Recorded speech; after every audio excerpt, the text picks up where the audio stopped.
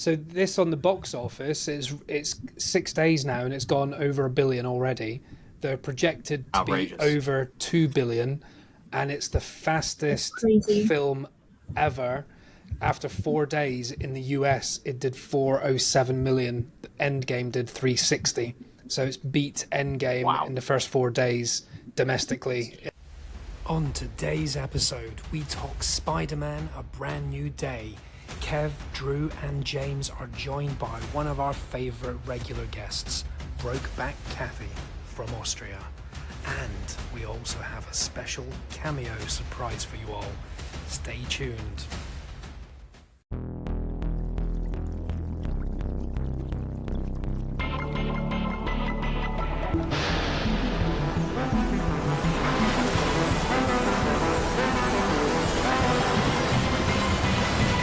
Rage Whale.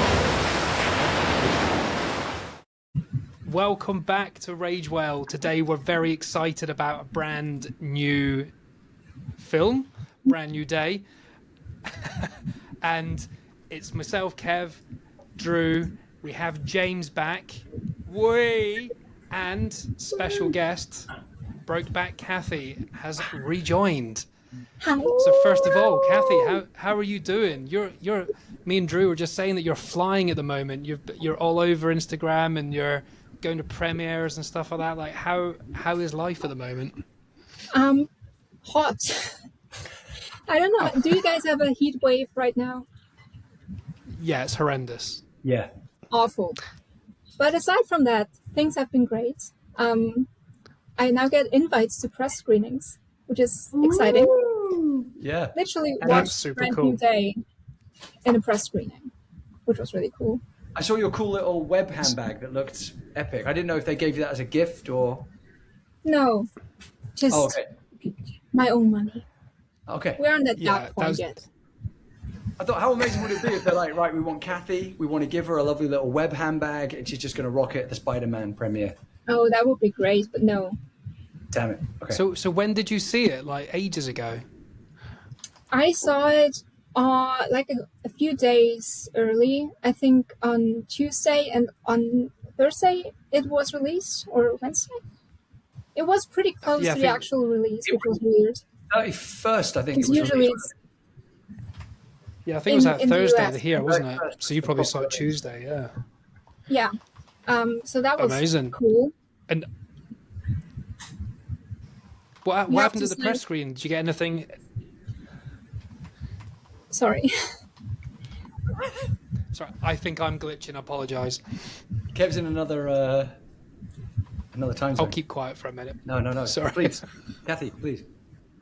No, so basically it was pretty close to the actual release because it came out on Wednesday here.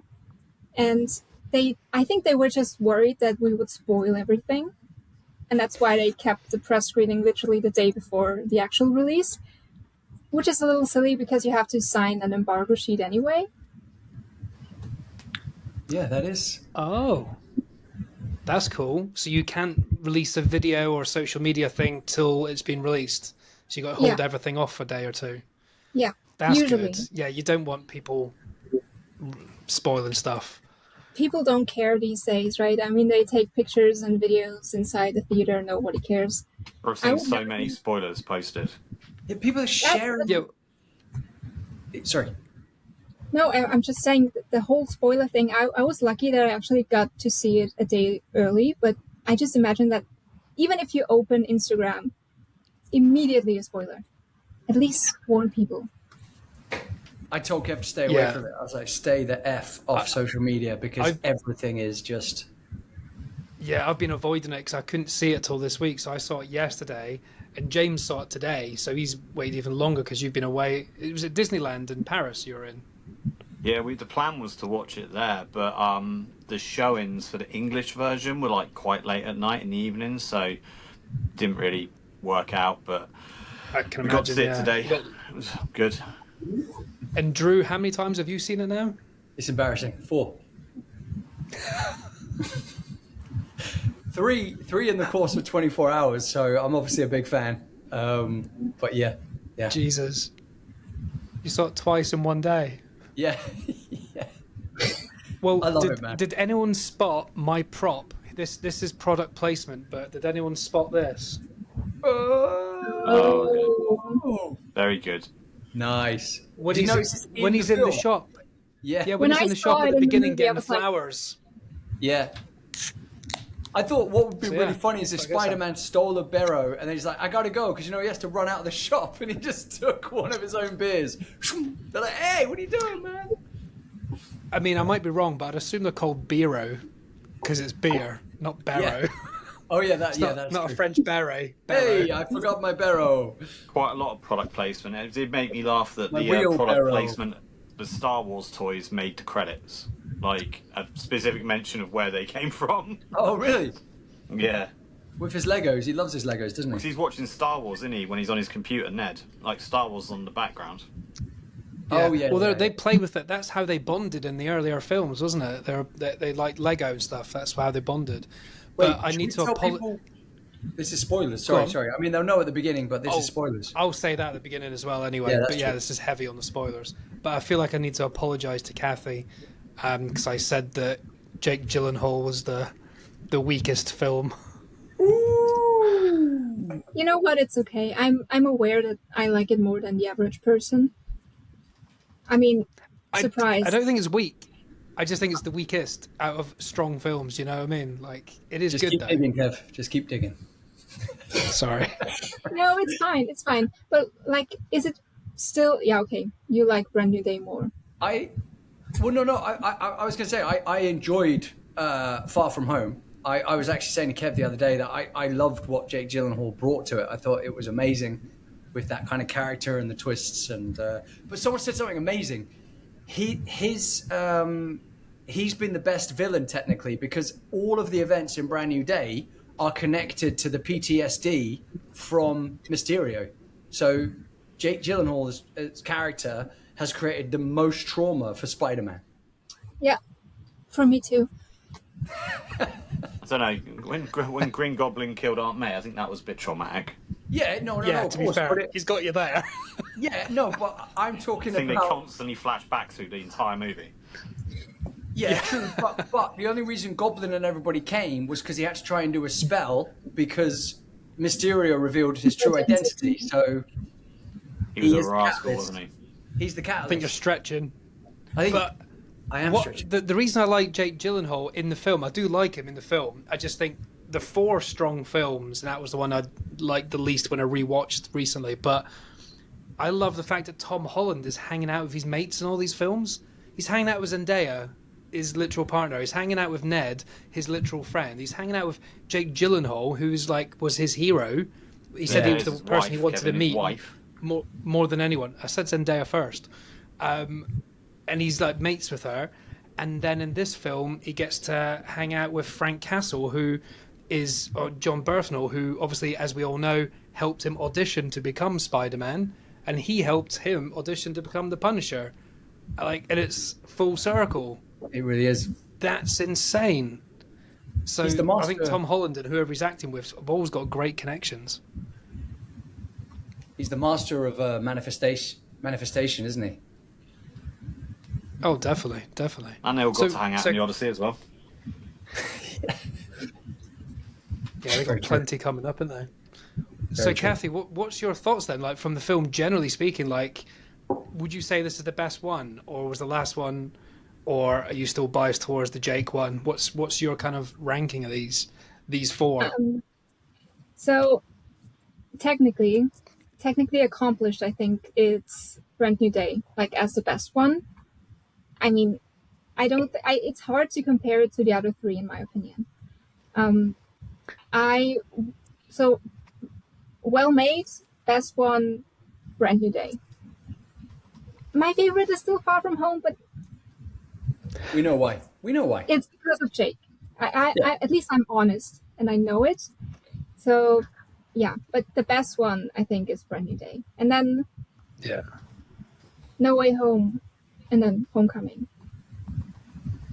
Do you know? Similar.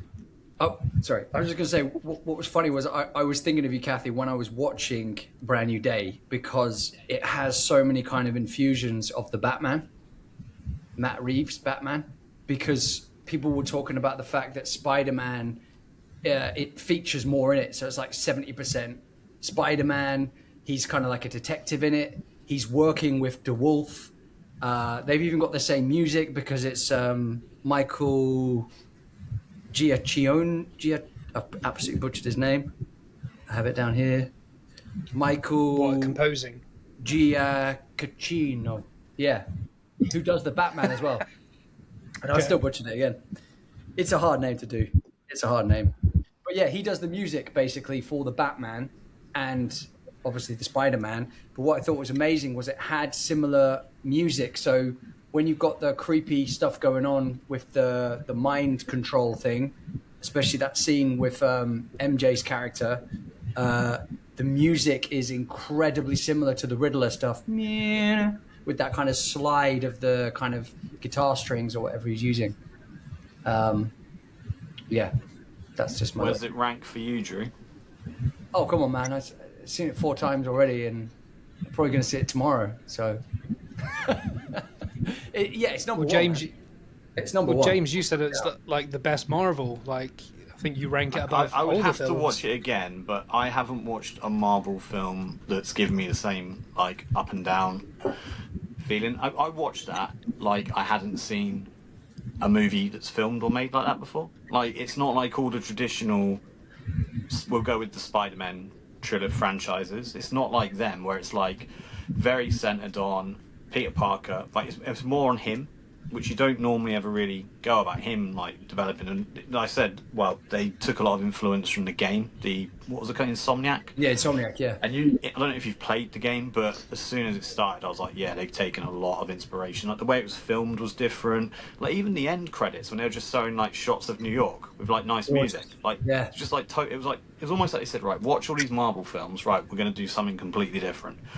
And as a standalone movie.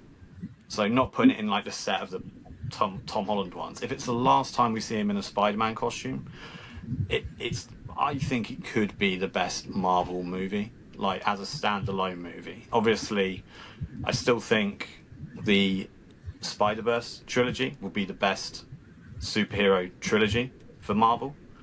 But I think this is the closest thing Marvel have had to a Christopher Nolan, Batman. Where James you're like, Nolan. yeah, I don't know who that is. You're just calling yourself Nolan he's a now. football player. I think he used to play for Bolton. Yeah, I watched it and was just like blown away. And I've not been blown away by a film for a very, very... I couldn't even tell. Probably the last one was Spider-Verse too. I was like left being like, what? Yeah. Can we get a rating from Reef? Reef marks out of 10 for Spider-Man. 2000. He said 2000. Wow. The boy knows his films. 10,000. I love you, 10,000. I will say edging it more to the not R. It's obviously nowhere near R-rated, but they pushed the envelope a bit, didn't they? They went for more of a 12-15 rating. Oh, yeah. I'd say arguably a 15. The violence was a bit more.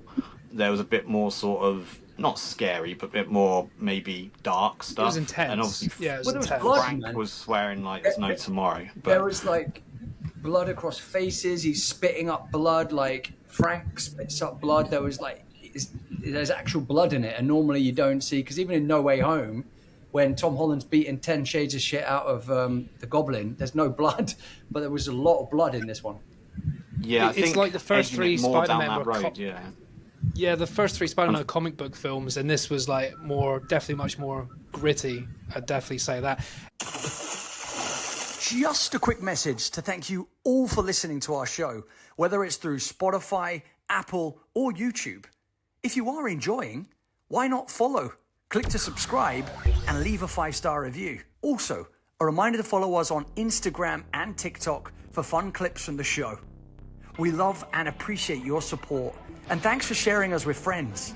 This helps us to grow, improve, and continue creating. Now, back to the conversation. It was making me think of when we were in cinema yesterday.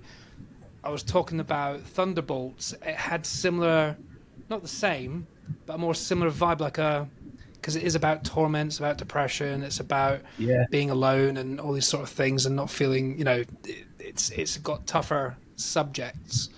And then obviously what's her name pops up? Yelena. Florence Pugh. Yeah, Yelena. Talking about Who potatoes. saw that one coming? He just got his mask on, hasn't he? This Yeah. is my office. I was just picturing Kevin so excited about that, like, Thunderbolt. Well, I didn't see I heard about Sadie Sink being Jean Grey ages ago. I didn't know it was going to be in this film, and I had an inkling it might be, but I decided to ignore and just wait. And the reveal was so good. When you saw that hood, I didn't think that was her. So I was like, So good. What did you think of the casting, Kathy? Because like, you probably knew about these characters more than I did, but what did you think of like Sadie Sink being in here? And well, I assume you would know more.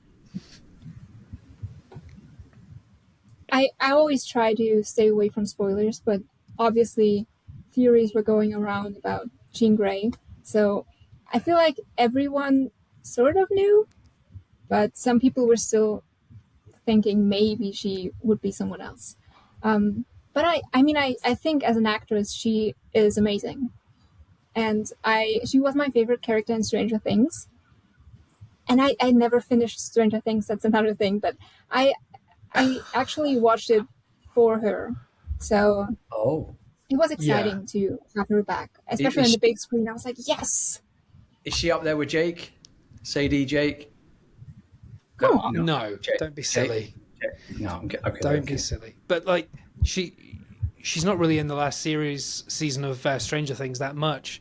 But have you seen all the memes going around? That's quite funny, where it's all the clips of everyone from Stranger Things. They've rehashed it, where it's the last reading in that room, and all the characters from Stranger Things are crying, and Sadie Sink's just there going, smirking in the background like she doesn't give a fuck. And it's like someone knew she had a Marvel contract in the bag. Oh yeah, because they're not working at the moment, like, and she's gone straight. Everyone's about to lose their job, and she's about to make millions being Jean Grey, and it's clearly going to bounce off to. She's going to be in Doomsday. She's going to be in Secret Wars. I'm sure there'll be an X-Men film separately. So she's got a career just from that one film. And I thought what was hilarious is that she's kind of playing a more powerful version of what Millie Bobby Brown plays without the nosebleeds in Stranger Things, without bleeding, but more powerful. And then, can you just imagine Millie Bobby Brown doing, like, no offense, doing all these little shit films at the moment, and she was the lead character,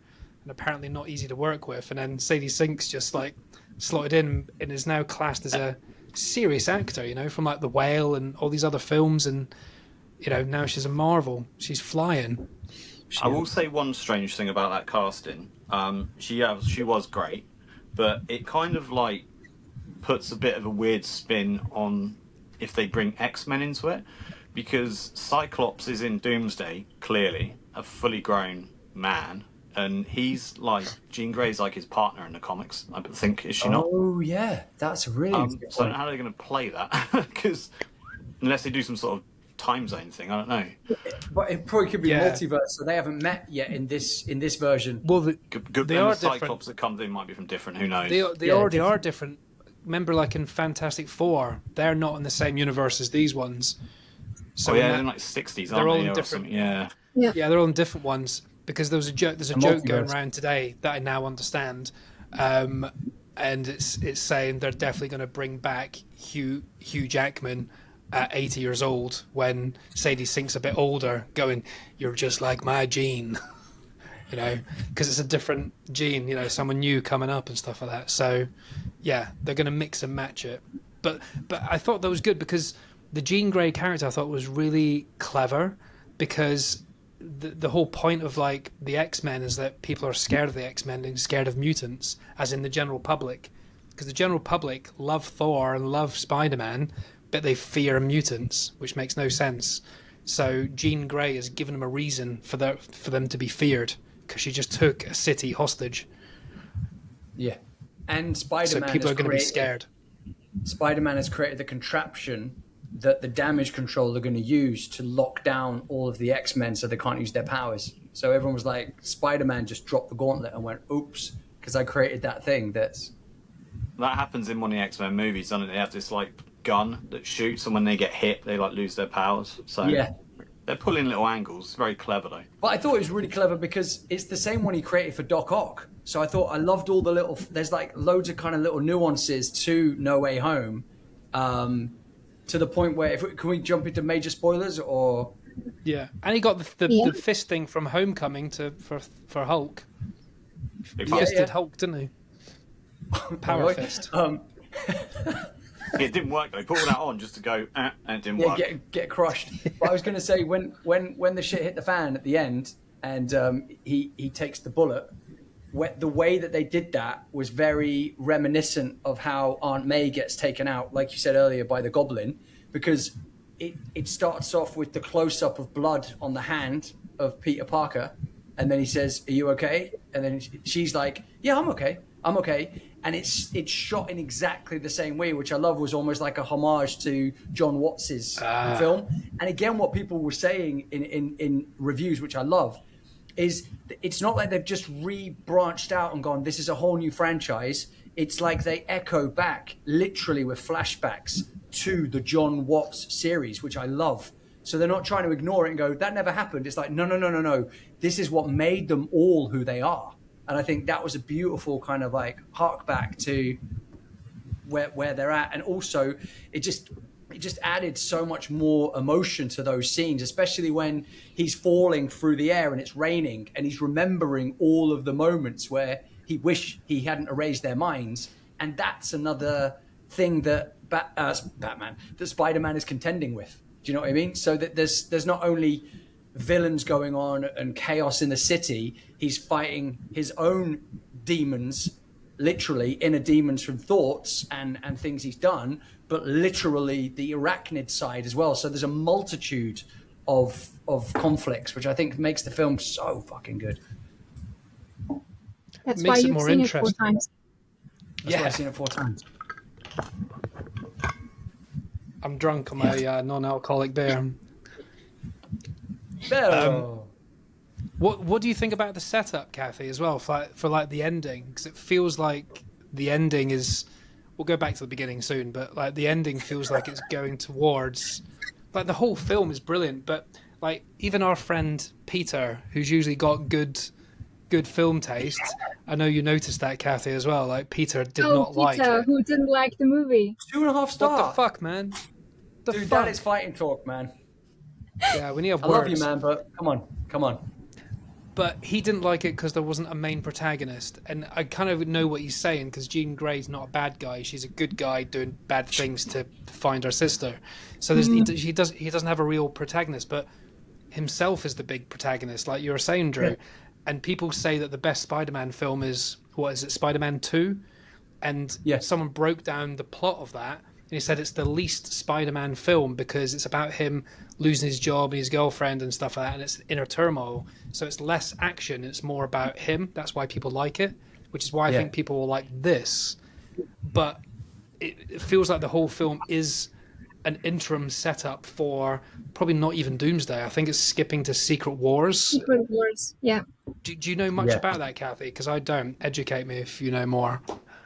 Okay, so I don't want to say anything wrong, but as far as I know, that there's going to be a world like after Doomsday that Doctor Doom creates. I forgot the name, and I think that ties directly to the post-credit scene, where Spider-Man is not on Earth and somewhere in the universe. I don't know where, but I think it's going to be that world. Maybe we will see him in Doomsday, but just a small cameo. I can't really picture him for the full movie. I think Tobey Maguire will be Spider-Man in Doomsday. I was about to say. I think Tom Holland's skipping that one, I think. No. Rumor has it they're both. There's 2 Spider-Men. That's the whole point of that end credits thing. Because people are getting confused. They think it's Spider-Man going there. But if you look at it, Spider-Man still stays there. There is still a Spider-Man on that planet. But then it goes do and says it's found another one. So there's another Spider-Man. So there's 2 Spider-Men. Is the idea behind it? Someone will say. Well, that's where we might get the Miles Morales thing coming into play. That would be amazing. Because there's another film to set something up. Wait, did you just say also Miles? Sorry, Morales. Did you just say Miles Morales? Yeah, I said Miles Morales. I swear I interviewed him. I swear I interviewed Spider-Man. I fucked that up. That was perfect. Sorry, I didn't realize you were doing it and I cut you up. I'll trim the first bit where I talked over you and I'll put in the second bit where I didn't. Maybe we should just do another version of that. Oh, no, that's cool. No, that's perfect. That's perfect. This bit I'm cutting out and then we'll start again. Yeah. No, we're back in the thing. But has there been any talk of a Miles Morales, like, live action? Wait, did you just say Miles Morales? I swear I interviewed Spider-Man.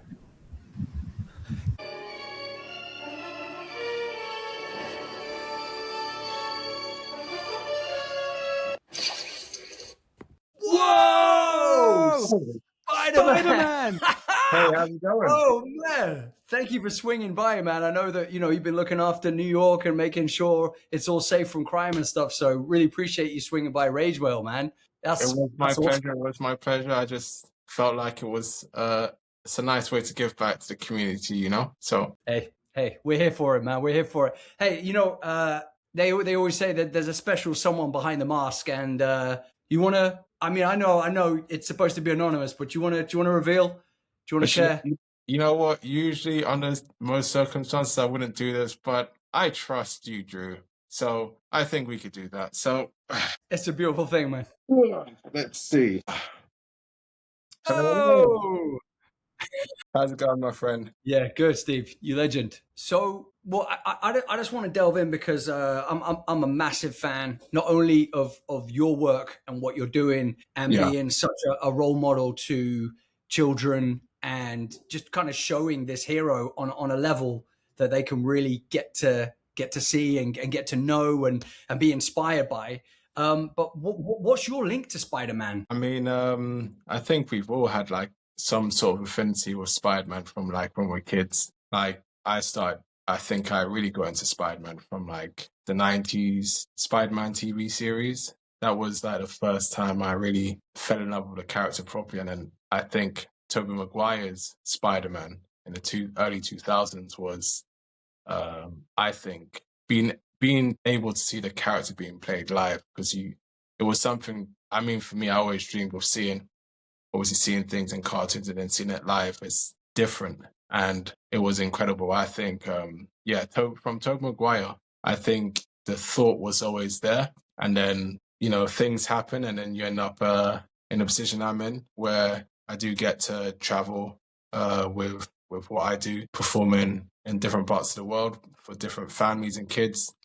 And I know I'm in a very lucky and privileged position to be able to do what I'm doing. So yeah, man, you've worked so hard on your body. Like, your body is literally a temple, man. Do you know what I mean? I've seen, and the moves you do. Like, I mean, you do because I remember seeing Andrew Garfield do the two. The two when he's on the roof, and I've seen you do that in some of your videos, and I've seen children's minds just explode like grapes because they're like, "Oh my god, this is Spider-Man here!" And you, a very exciting thing happened to you. You got an invite to the premiere of Brand New Day. Yes, I did.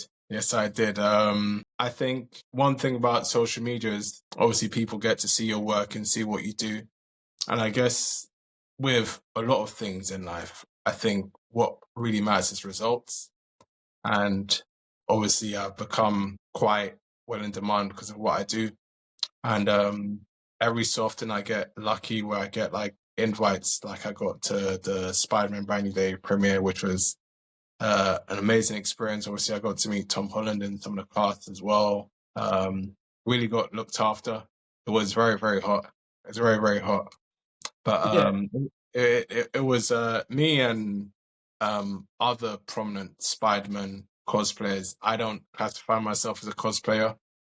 I think, like I mentioned before, with the skills that I've sort of developed, being Spider-Man is like a way of sort of giving back. I look at myself as like a servant of the people that I perform for, creating that image of a character that I loved growing up and bringing it to life the way Tobey Maguire did it for me. I'm able to do the same thing for obviously kids, whether it's birthday parties or special events abroad. It's really all the same kind of thing. You're bringing that character to life, and also you have to make sure you're able to live up to the hype in some sort of way if you're gonna obviously put on a suit. So yeah, Brand New Day premiere was a nice one, a nice one. Being that role model, man, that's because I think that's one of the things I love about the character of Spider-Man is that just innately such a good human being and does all the right things even when he's put to the test. He's trying to save as many people as he can, and inspire at the same time. But yeah, I mean, you got to see the film way ahead of everyone else. I mean, was your jaw to the floor? Well, obviously, when you get to see these things, you have to always keep everything quiet, which sometimes is hard. But like, yeah, I think the movie was an incredible movie, and I think like right now it's got like the second biggest opening of all time, second behind Endgame. So I think it's just overtaken. I think it's just overtaken Endgame. Oh, it's just overtaken now. I mean, think so, yeah. I think, well, it's changing all the time because like it's crazy for like a lone character to sort of command that sort of like, I don't know, like all eyes on a certain character. If you're looking at Endgame, there was like a mixture of different superheroes, so you can understand different people. You can see the global appeal, but I think Spider-Man's become so big now and I think this Brand New Day opening like has really just like really nailed it home. I think Spider-Man's the number one rated superhero in the world. 100%. Batman, Superman, which they're big players, but Spider-Man is just something else. I mean, yeah, he's next level, man. I mean, over $1 billion in a few days. It's crazy. Yeah, man. I mean, you can put that into context. I think the Michael Jackson biopic, which did really well, did over $1 billion, but that was over like weeks. Yeah. So it's crazy. I'd say the success of things like Brand New Day is good for people like myself because obviously it means like you get more busier. There's more eyes on the character of Spider-Man as well, especially if you're good at what you do. There's more of a clamor for you as well. So success is all relative. Everything like links like a web. No pun intended. Well, I was going to say it, like you're saying, it helps everyone, doesn't it?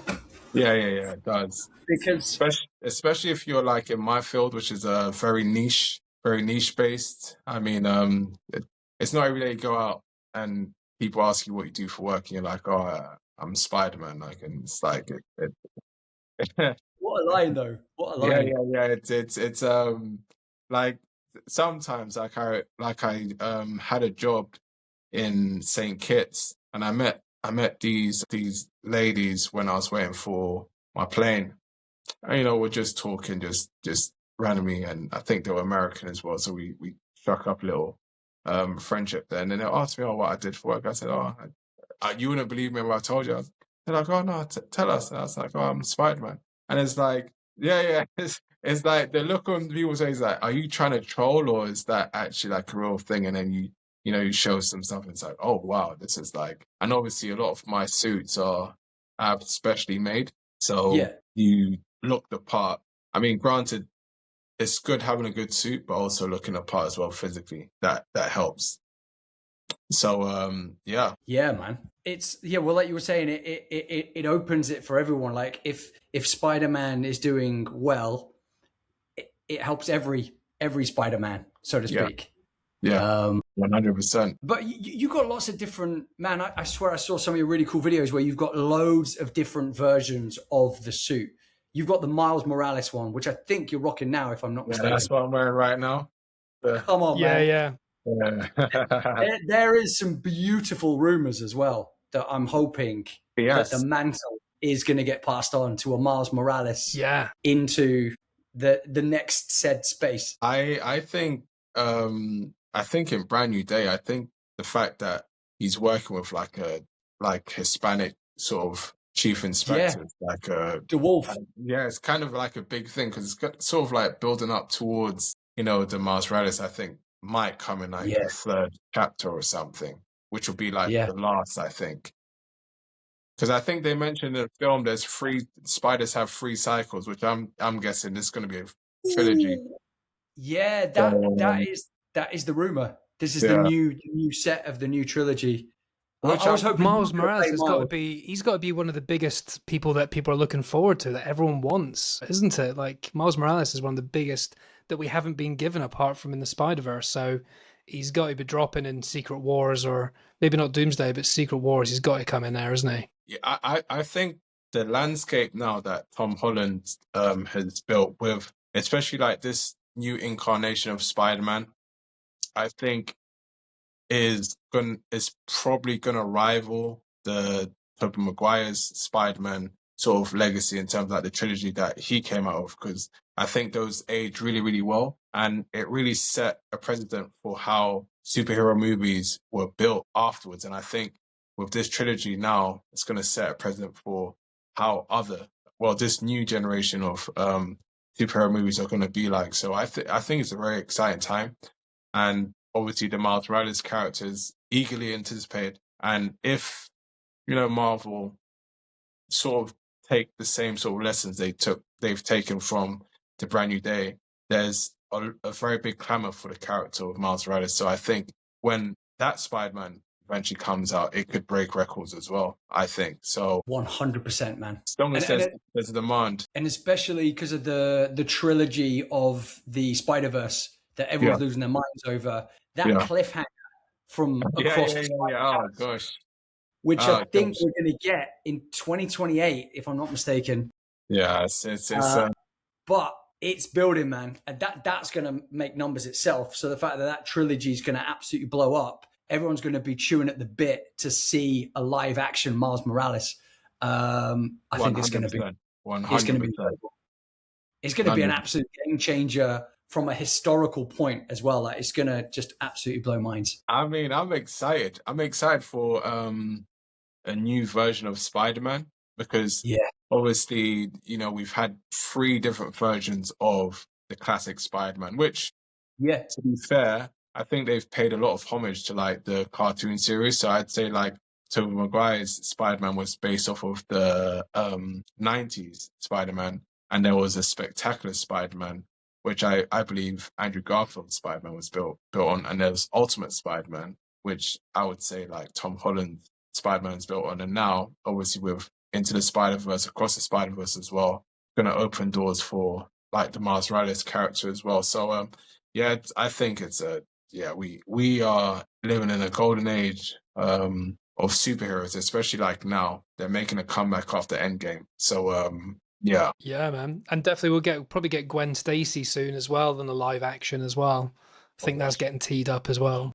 Oh, I mean, like, there's so much things to look forward to. There's Doomsday coming out in December, which is going to be good as well. So I think we're in good hands in terms of like, I think the next phase of superhero movies and characters as well. We're eating good, as they say. Like, we're eating good in the horror franchise, and we're eating incredibly well in the superhero franchise. So, and you deserve that Spider-Man name from seeing your athletic ability, man, of what you can do and your flips and stuff. It's inhuman. I don't know how you can do that. I was hoping. I was saying this, Kev. I was hoping that Steve was going to get a chance to kind of audition for Miles Morales. He'd absolutely be amazing, mate.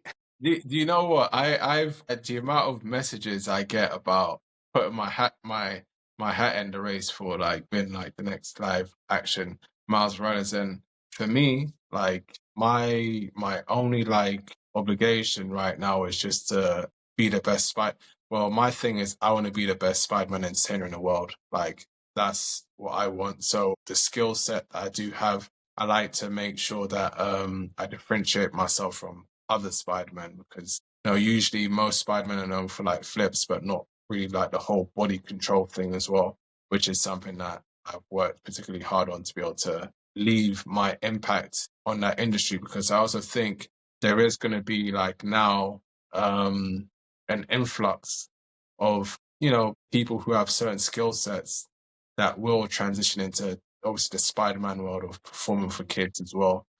Because obviously I'm proof that you can make a success out of it if you are good at what you do, kind of thing, there is a demand, especially like now as well.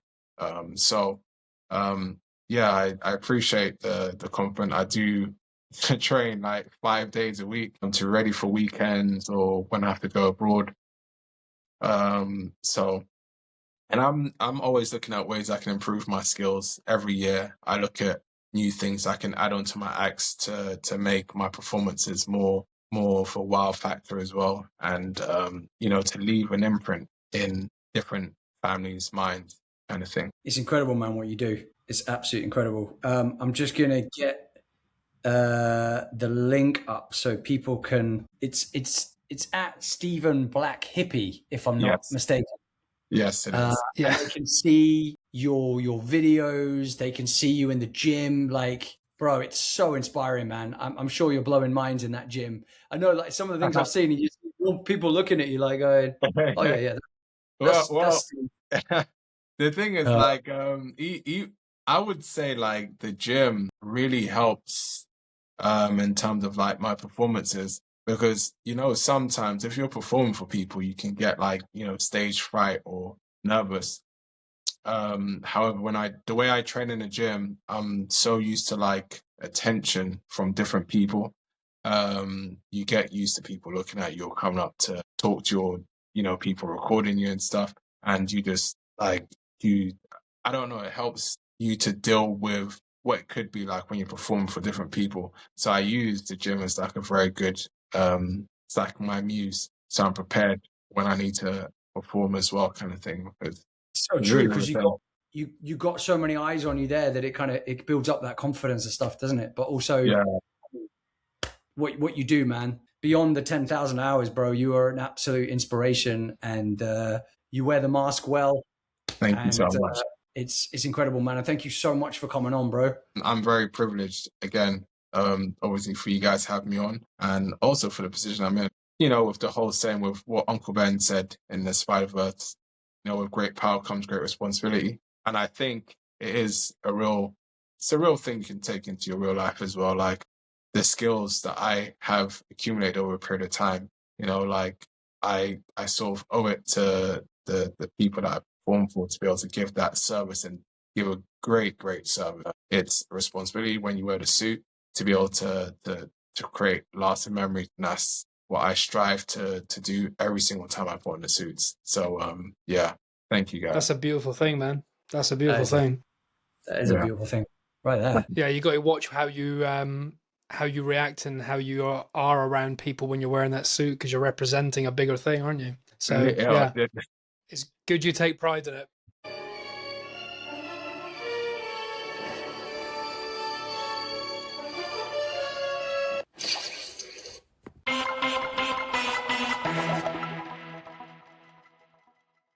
We're back.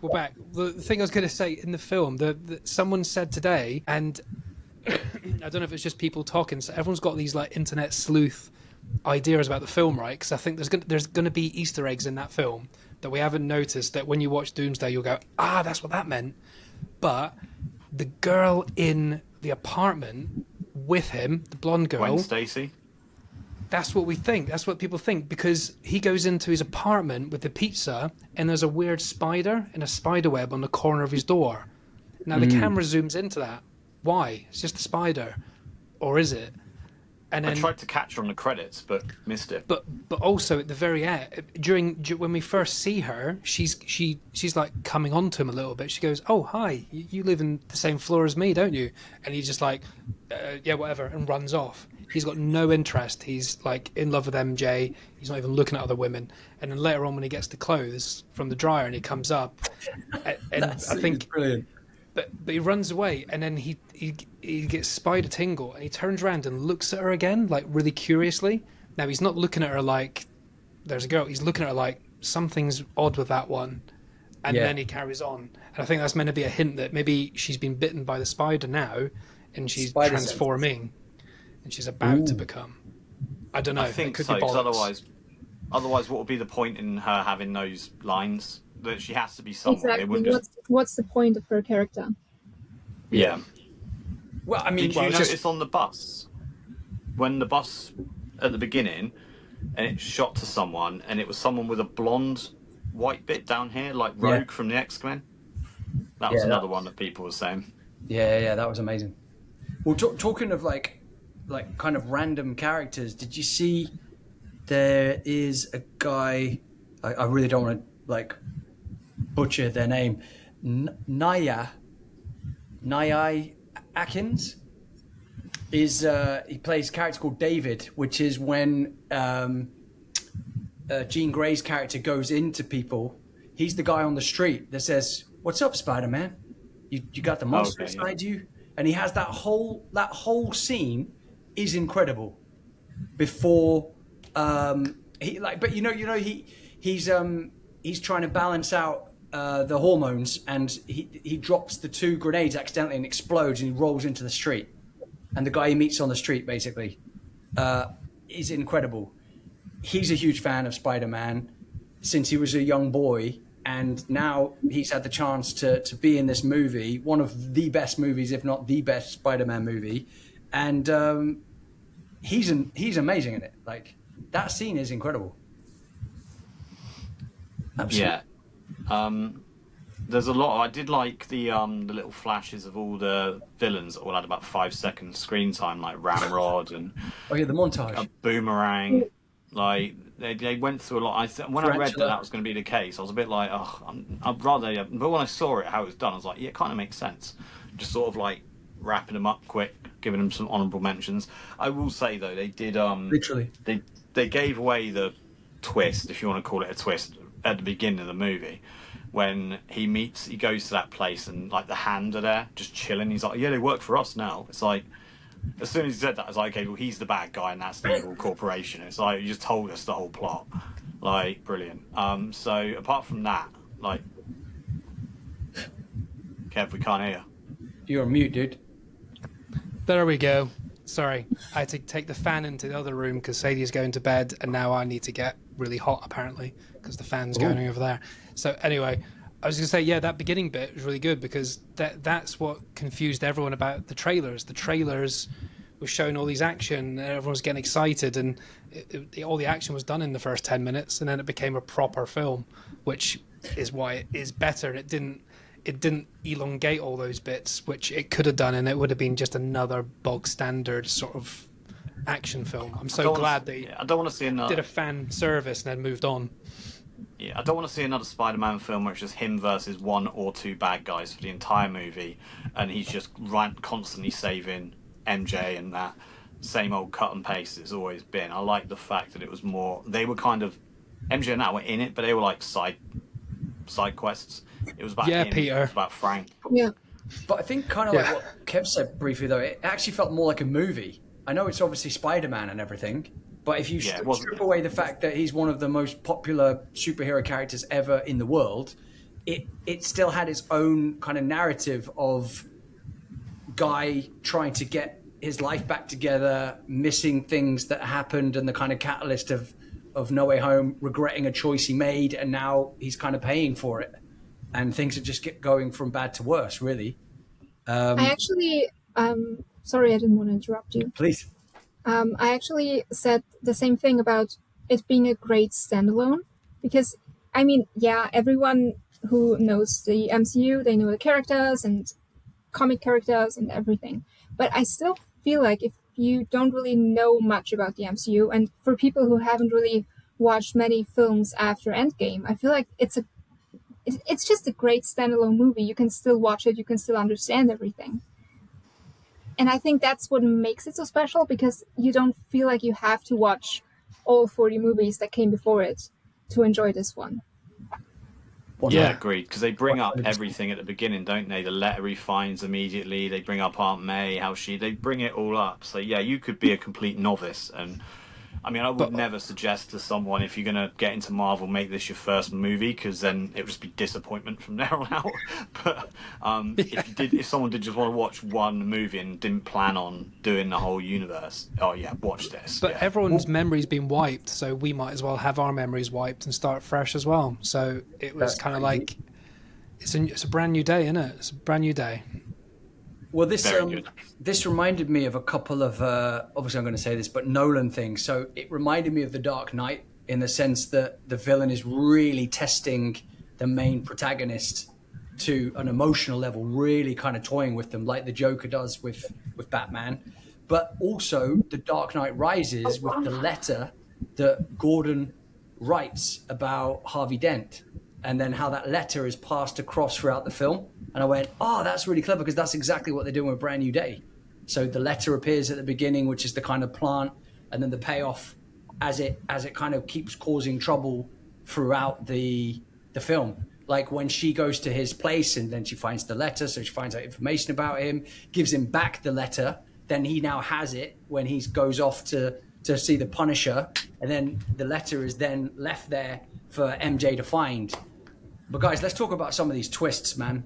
The twists were mic drop moments, and it really allowed Zendaya to give some serious performance as MJ, because I felt like she's great, don't get me wrong, she's great in all of them, but she always feels like she's just playing a role to buffer up Spider-Man and play the love interest, right? She's playing like I'm the love interest.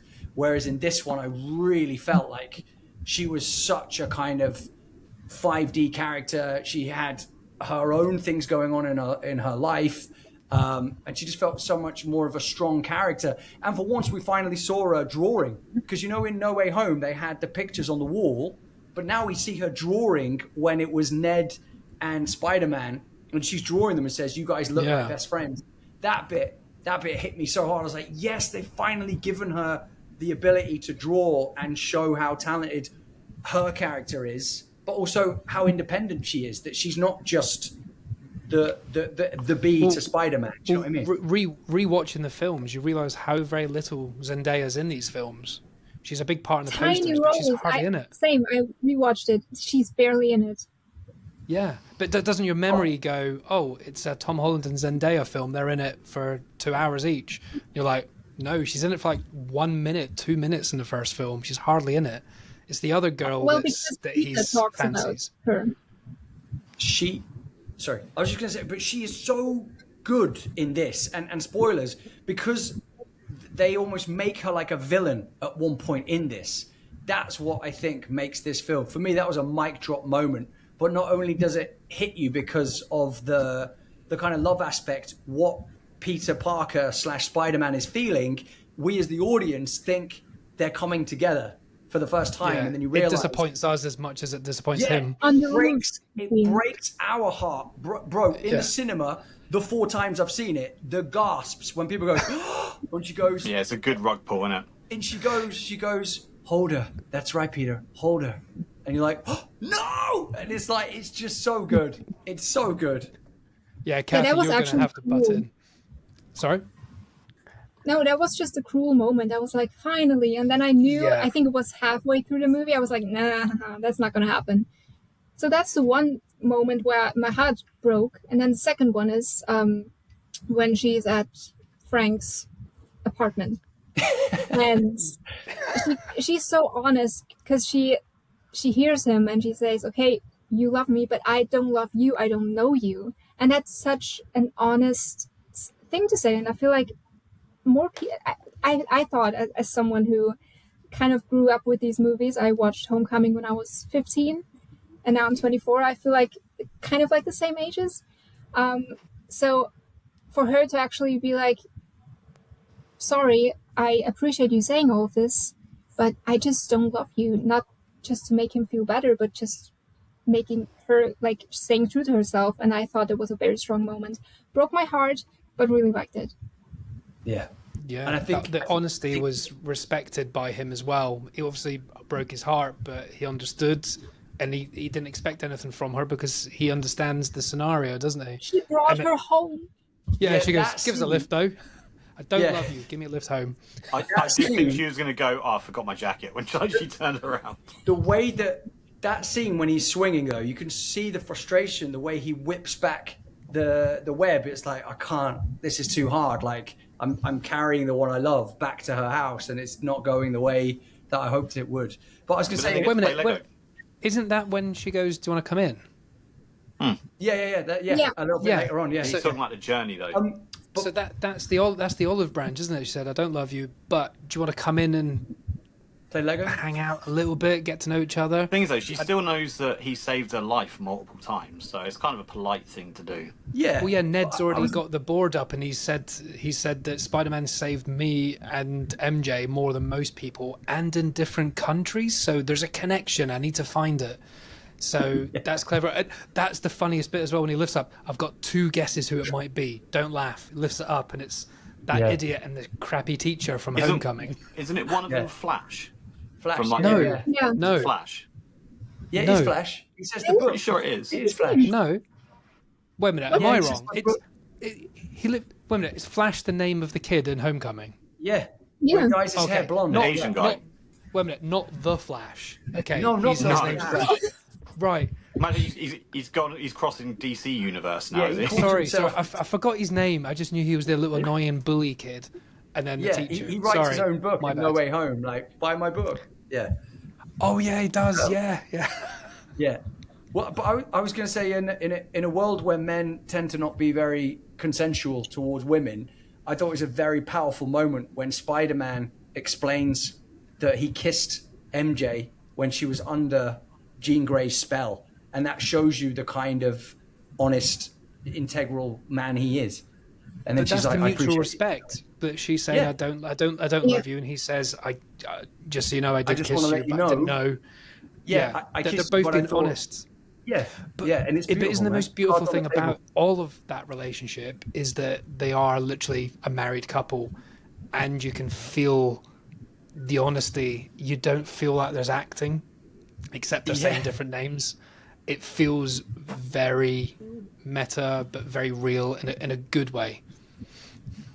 Yeah, it's not Probably like helps Willow that they with are like. Ben Affleck and J Lo. Do you know what I mean? It's like, because people talked about it was strange about their chemistry. This is the complete opposite, because even though they're an incredible power couple in real life, they bring so much kind of gravitas to their 2 characters, and like Kathy was saying, you want them to get together. That's the whole point. You're rooting for both of them and say, please find the love you once had for each other, because it's magic. And I think that's what makes it heartbreaking, but also what makes Spider-Man's journey very interesting into this next couple of potential films we might get for this trilogy, because he is losing part of himself, literally, because MJ is potentially not going to be in those next ones moving forward. So Jean Grey might be the new love interest, or especially that bit in the last third act where he says, "You'll have me." It won't be Jean Grey. Well, maybe, I don't know. No. Well, MJ as well. But bear in mind, if you notice that her boyfriend is not going to be in another movie, because his actual name in the credits is boyfriend, so he's just a little chess piece off the board now. So they could on the actual credits just says boyfriend. That was a horrible scene. I thought they were going to cut, but they actually made them kiss. I was like, no. Making Tom watch that. And I think when he came in, I thought it was that Flash guy initially, and then I paid attention. It wasn't. And now he would have seen it. He would have seen that in the script and go, "By the way, Zendaya, you're going to be kissing that dude today." He probably wrote it. You know, Tom's like heavily involved in all of this. Like, it's his baby, so he probably would have said, "It's going to be more heartbreaking if I actually see a kiss, because it's not just Spider-Man; it's Tom Holland seeing Zendaya do a kiss." So people are going to see that expression on my face. I think they both. I reckon Zendaya and Tom both went, that has to happen to make it impact the audience. So we're not just glossing over things because it's Spider-Man. We're going there. Yeah, I love that. I mean, they have moved on. Like, it's been how many years in between No Way Home and Brand New Day? Like 4, 5?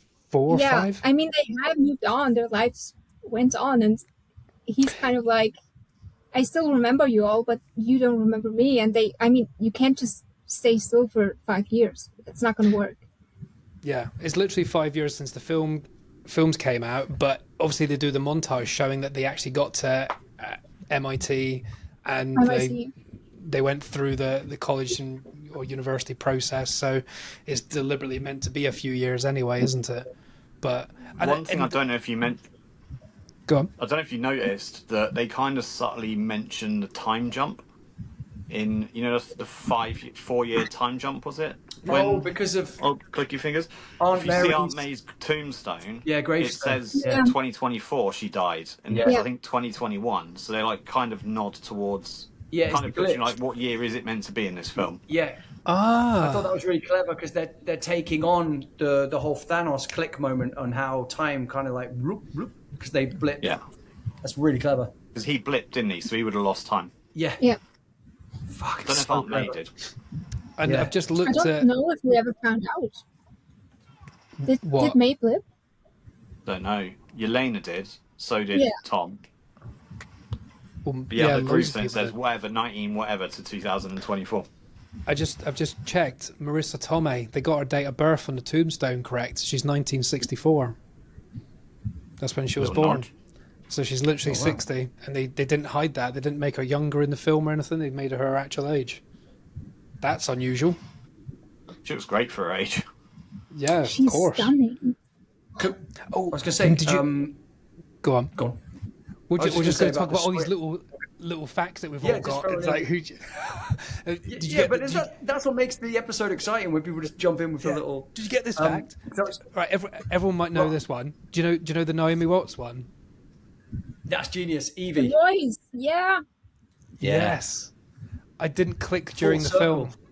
Yeah. Full no, circle from the mission, not the Impossible. mission. The The Impossible. Impossible. Yeah. The So Impossible. yeah, for the audience, she was Tom Holland's mum in his first role as a little tiny boy playing his mum, and he credits her as the reason he wanted to take it seriously and actually progress, because she saw how she acted on set and she tutored him while she was on set and helped him along his way. So I think it was his choice to bring her into this film.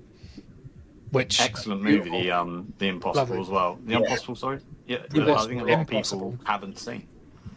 yeah. Yeah, because they were in a water tank for like ages. Like that. I mean, that film breaks your heart. That is powerful stuff. That film. Probably one of the Yeah. most visually stunning films ever made. Yeah. Go on, Drew. I What was was your gonna talk about- factoid? I was going to talk about the plant and payoff, which I think is really clever, actually, and especially upon watching it a few times. At the beginning when Spider-Man lands on he gets hit actually by the van with Punisher hits him with the van, and then he jumps on and they have that whole debate about. He's like, "What are you going to do? Just shoot her? Like shoot the person in the tank?" And he's like, "Yeah, get out of the way, kid." And he says, "If you shoot people, innocent people get hurt," which is the plant and payoff for the very end of the film, which I think is so clever, because all the way through it, the Punisher's kind of like mantra is shoot them, kill them dead, move on, which is his training. But Spider-Man is do the right thing, see a way around it, and he's always and then the way that those two ideas come together at the end is so powerful. And I mean, it Frank's also a is serial probably- killer. Sorry. Frank's not a He's great a guy. multi. Have you seen? Oh. Have you seen One Last Kill? Punisher One Last Oh, that Kill. was brutal, man. That was brutal. It's like Yeah. a one long fight scene. It's insane. Terrible special effects, but He- like He said, sorry to interrupt. He said in an interview he was really worried about coming on to Brand New Day. He's like, how on earth are you going to create my kind of 18 version of Punisher in a kind of 12/PG-13 movie? brought him down a level. They did, yeah. But it was very clever when he was about to say, motherfucker, they shot the web across his face. But obviously he does drop a lot of S-bombs, but it feels very Punisher. It didn't It feel like didn't it was take that. away from his character. Yeah, they It didn't was water almost the him best down. version of him. And actually, that links me nicely into. I was going to say the script is brilliant. Like I was getting quite upset when people going, "Oh, the script was terrible in this film." I was like, it's so clever that when Jean takes over a character, they talk about themselves in the third person. So Yeah. you get some amazing moments when she takes over characters, and especially that bit with she goes inside Punisher in that amazing kind of like second act big fight sequence with the Hulk. And then he says, "This guy's got issues," but it's because we're her. So that got a massive laugh. So it adds a comic element to it, but also we're worried for what's going to happen. And then he even Yeah. says, "Good luck with that, Peter," as he's walking off and He's got a little box in it. bombs. it was just holy shit. I mean, let's talk about that section, guys.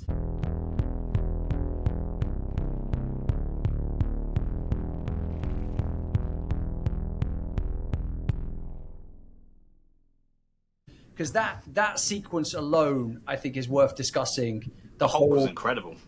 The Hulk intended. The best version of Hulk since maybe 2012. Yeah, I'd agree. And he looked like he could go to the gym. Seemed a bit different, though, didn't he? I don't know if it's just age or. I mean, the Hulk had been like, he was ripped. Like, he'd been going to the gym when he wasn't like doing science stuff. Do you know what I mean? Like, it was. There is one thing I quite like to know, because as far as I'm aware, last time we saw Hulk, he was like sort of half Hulk, half Banner, walking around giving everyone tacos. Like, when did he? What's happened in the middle there, where Banner's gone back to Banner, but now can't control him when he does? Because even when Hulk turned, he was still a good guy. Like, he helped the Avengers or knew the bad guys, but he was just going to kill Spider-Man because he was there. Like, well, I wonder if there's any sort of. Well, I don't know. They made him Hulk and just point him in a direction. I don't think he was that savvy about who's smashing the shit out of. Well, no. I mean, but James got a really good. But James got a really good point, though. Hulk, even when he was like angry or something, well, that's what someone said in a review. Well, no, they Jean said Grey was in the Hulk. Jean Grey was in the Hulk, so she was making him do it. Yeah, no. Only for the first part, though, because then the Hulk came out because he smashed. Yeah. He kicked her out, and he says. She went into Frank, didn't she? She was in Frank. Yeah, and then he says, he says run because now it's the other guy. Hence, talking about the Hulk. But in the Avengers films, even when he's the Hulk, he goes, "I'm always angry. That's my trick." But then you're like, "Well, why have you got that thing on your wrist then?" So yeah, something's happened. Yeah, he got stuck as the Grey Hulk, didn't he? Kind of grey, kind of. Hello. Yeah. I will say one thing. They did throw a few red herrings. The one I saw was I did highly expect to see Daredevil make an appearance. Yeah. Because at the end of Daredevil, he goes to prison, and obviously it looks like all the shots are in prison, but really they're a facility. That's and on his shoe, on one of the posters, he's got gum and a business card that says like Matt Murdock. Yeah. So maybe that's just a nod to the Punisher's universe, but I did expect the Daredevil to show up. I'm quite glad he didn't, because there would have been too much going on. But yeah, it already has a few cameos, and I think they were enough. But I what I did like is that every character still added something to the plot. Like, they were not just there because fan service, they were actually doing something. But to come back to the Hulk, I think the Incredible Hulk came out 2 months after Iron Man back in 2008. So it's literally one of the first characters in the MCU. And since then, I feel like his character has just been sidelined. Like, we know nothing about him. We know next to nothing about Bruce, and we know nothing about Hulk, which is so sad because I think it's one of the most interesting characters. They kind of gave up, didn't they? Because they tried it with who was the first one? They did Edward Norton, and they did it with Eric Banner, and they just kind of flopped. But they came out before. You're right, Kathy. They came out before the superhero boom. So.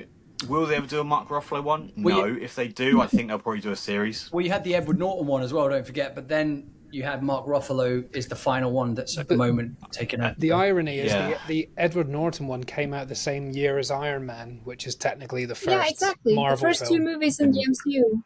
And also, guys, to jump back with the Civil War that has Harrison Ford in, it brings back the villain from the Edward Norton Hulk. So that's all like what the actual fuck is going on. I completely forgot about that movie. Yeah. It's a good movie.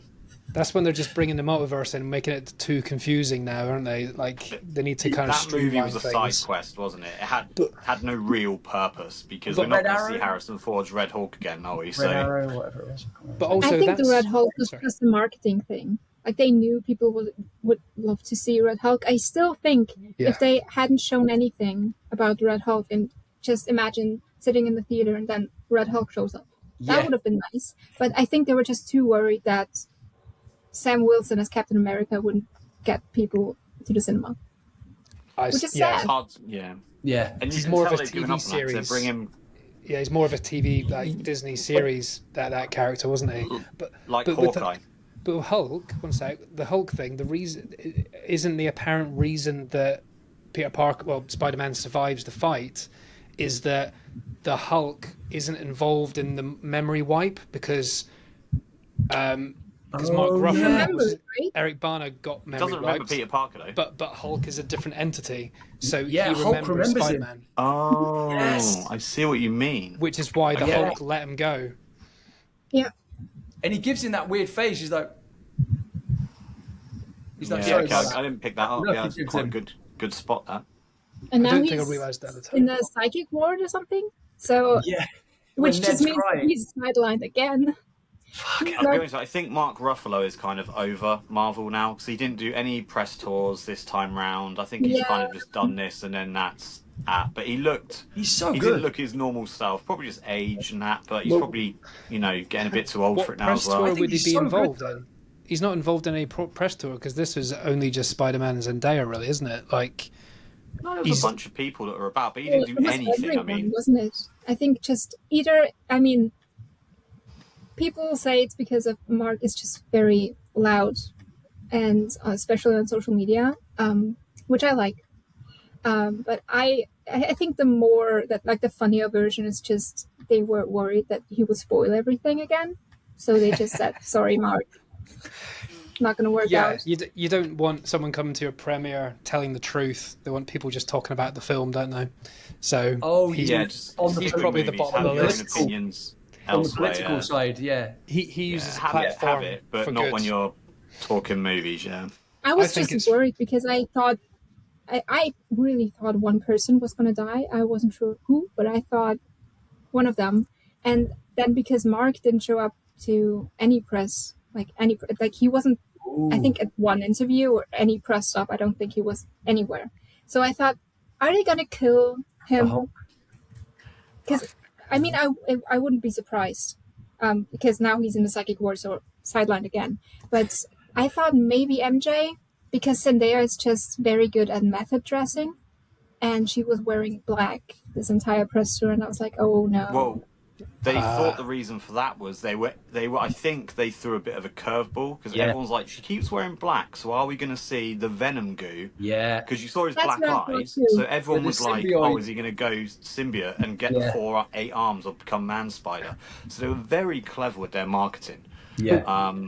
Doing these specifics. Because she definitely wore black for a reason, and it's like, is that why? Well, I also saw another thing, like another theory. Again, I don't know enough. I just hear from other things. Is that they're saying that the DeWolf character, the detective, apparently in the comic books, there's a bad guy called Sin Eater, like eats sin. I don't know what that means, but apparently he kills DeWolf, and Spider-Man is so furious about it.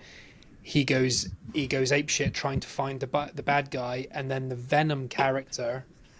What's his name? What's Tom Hardy's name in the film? Does anyone know? Oh, Eddie Brock. Eddie Yeah. Brock. Eddie Brock. Apparently, he's now a reporter, and he writes who the killer is, but names the wrong He was person. always a reporter. He was always a reporter, And yeah. He's a journalist.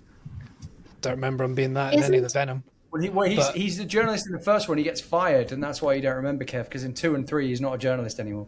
He's probably Oh, he's journalist just for like got a a job. minute. He's just So gone yeah, on so yeah, holiday with that's meant to be bringing him in, but I don't think that will happen because it's going to be focused too much on the Avengers, Doomsday, Secret Wars now. I don't think Spider-Man's going to be around for another 5 years in a solo film, if at all, and it probably won't be Tom You're Holland. right with that.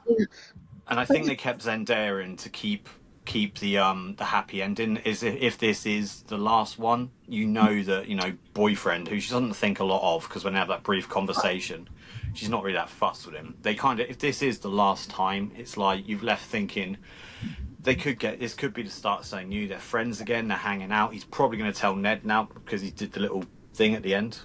Well, The little that's handshake. So Ned I got remembered him. shivers at that point. That was amazing. Well, They again, could leave they're- it now. No, their memories have come back a little bit. Like when Jean Grey did the thing, they've got a little bit of memory, which is why he can do the handshake, and it's why at the end, MJ is sitting on that roof that's special to their memories, and she's playing with the holding necklace. What has she got? yeah, Is the that what it necklace, is? man. It's the It's the necklace he gave necklace. her in Far From Home.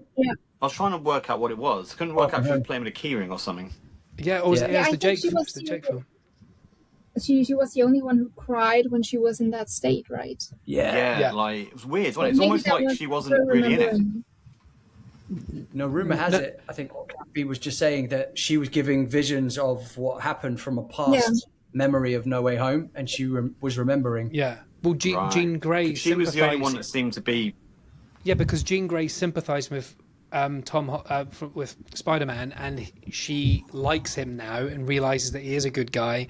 And she's met Aunt May in his memory, in his brain. So she gets him. And she's already been in. And she's like, I now know what you've been through and all this sort of stuff. So I'm gonna try and give a little snippet. Or she's only got limited power, but she's trying to bring back a little bit of something to MJ and Ned. You mean when he was in hospital? You mean when he was in hospital kind of going through it? She was filling them... Yeah, because Frank said she was there the whole time and just left.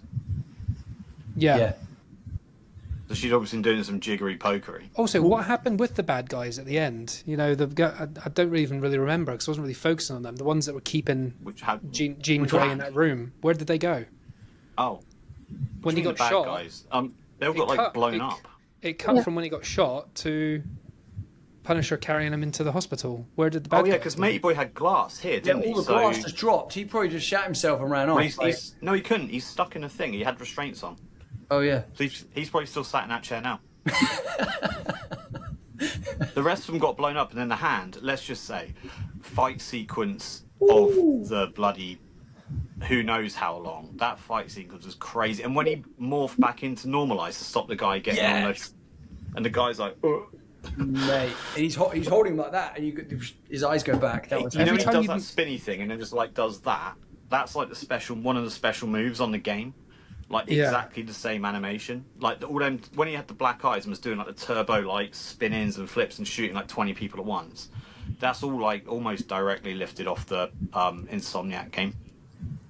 But I just love how it was the idea of kind of what Kathy was saying about each character he meets in this film is another version of Spider-Man. So you've got the Punisher that's lost people, but he's trying to be who he needs to be as opposed to hiding away from it. Whereas Spider-Man is hiding behind everything. Then you've got the Hulk fighting an inner monster that he has to come to terms with. Do I become him and embrace it, or do I try and keep fighting the fight with the Hulk, literally, which is Spider-Man's kind of arachnid thing? That's why I think the third act is so powerful when he's fighting the Hand, and all of the things that he's built and worked on just get chopped off him. And he's like, fuck, I've got nothing. I can't use my special ones. I have to, like, face the beast, literally, and become him. And that's why that line, which was a bit Batman-esque, when she says, are you Peter Parker or are you Spider-Man? He goes, I'm both. But that's kind of like, I'm vengeance. But it's kind of like, I'm both. I think that's an opening line for her as well, because she thinks she just has to be this like thing with no friends. Cause she's like, you can't be Peter Parker with friends. You can't have anyone in your life. And he's like, basically like, yeah, I can. But that was amazing when that kind of voiceover she has, when she says, "People like us, we don't get this, we don't get that, we da da da." You really feel her pain, and you see why she's been doing horrendous things to the city. Because at one point, Spider-Man goes, "You're not a murderer," but then, as people have been saying in reviews, she hijacks a tank and almost kills a sweet kind of cleaning lady. When they pull the door off, and it's that old woman there. Yeah, cleaning lady. She gets that guy to walk in front of a moving taxi, so he's clearly not well. Pushes Zendaya off a thing. Yeah, she pushes Zendaya off the thing. So it's like she's done a lot of questionable things. Obviously, she's in a lot of pain, but that's why, because he says about she's clearly dangerous, and that's why I think people didn't quite go, why does she do all those things? Because then she can't be a nice person. But I was thinking, well, she's in a lot of pain and she's doing all those things so that they believe she's dangerous in order to try and achieve what she needs to. Can we give a bit of credit to the scene where he started doing the stretches before he beat up those guards? So good. He must have just been like, before we do this, we've got like a couple of minutes we need to fill. Do you want us to like do some stretching or something? Such a weird thing. It's like, do you stretch? He's like, I feel like, right, if I'm honest, because people are talking about this, I feel like he's incorporated more Andrew Garfield into his Spider-Man. Because if you look back, he was really cheeky. He had that wit. He had that kind of improvisation and that kind of fluidity to him. And I was thinking when you listen to him in it, and that's probably why I liked it a bit more. He's really talking the New York, like when he's got the mask on, he's like, "You're gonna be good, kid." He's really going for it. Whereas if you look at all the other ones, he's not quite as New York in the other ones. Whereas now that he's in New York, he's really going with the New York accent. That's a great shout on the Andrew Garfield channel, and to be fair, that is a great shout. And it really works. And people were saying, like, he's incorporated all the best bits. He's got a lot of elements of Tobey's character. And again, it works with the kind of continuity because he's met them in No Way Home. Exactly. That's what I was thinking. Yeah, he's inspired by them. The suit is literally inspired by them. He even says Peter 2 had these, which I thought was genius. That moment when he goes, Peter 2 had these and Peter 2 was cool. And you're like, oh, I love the little homages to the fact that he's met other Spider-Men that inspired him. And again, I think that's what makes Brand New Day so special. Well, Peter 2's Tobey, right? Yeah, that's what I'm saying. Because in that film, when they realise that he can just sit and just look at him, they're like, what the hell? Is that the only place it comes out of? But then it's funny as well because he goes, and it's like he doesn't want to know what's kind of going on. Like it's there's so much humor in this film. This film gave me everything. It gave me the thrills. It gave me the heartache. It gave me, the laughs. I think I need to go and see this again because every time you mention another scene, I'm like, oh fuck yeah, that scene. Oh yeah, that scene. Oh yeah, that scene. It was definitely an emotional roller coaster. And I'll tell you what, it got me in the feels a few times, and I was like, oh, bubbling. I'm bubbling. I'm bubbling. That scene with Jean Grey and May towards the end, where she kind of like gets that pep talk. Yeah. So good, but ouch. Yeah. Yeah, it's like the first time Jean Grey's been listened to, so she's like, what? And the mum she never had, because when you see the two of them on the bench, and she says, why would our mum do that to us? And she looks at the mum playing with the little girl in the park, playing that tennis catch ball. And it's heartbreaking. That was a great little kind of flashback to give us a sense of where Jean Grey's at. And has throwing something out there. How many theories did you have that what VMAX was? Genius. Fucking genius. It's the bloody brand of the aircon. I was almost getting annoyed because I was like, are they going to be ripping off like The Boys with like, the V drug? I thought. That's what I thought. Yeah. And I was like, someone's going to inject it and turn into like a massive, like, I don't know. And also, it's Max from Stranger Things saying Max a million times. Like oh yeah, this is like it's like another. It was hilarious that the guy, I can't remember his name. Who was the name of the guy from the what was the facility called? What was it called that was trying to catch all these people? I can't remember. Oh no, Toby. Yeah, no. Oh god, Josh Hartnett. It was the. What are you on about? The facility, the faculty. Yeah, the facility where. The facility into the Spider-Man movie we're talking about, where the guy was where the hand worked. What was it called? Damage control. Damage control. Yeah. When every time he's like, that's the second time someone's asked me that. I have no idea what you're talking about. You're like, is he like joking or something?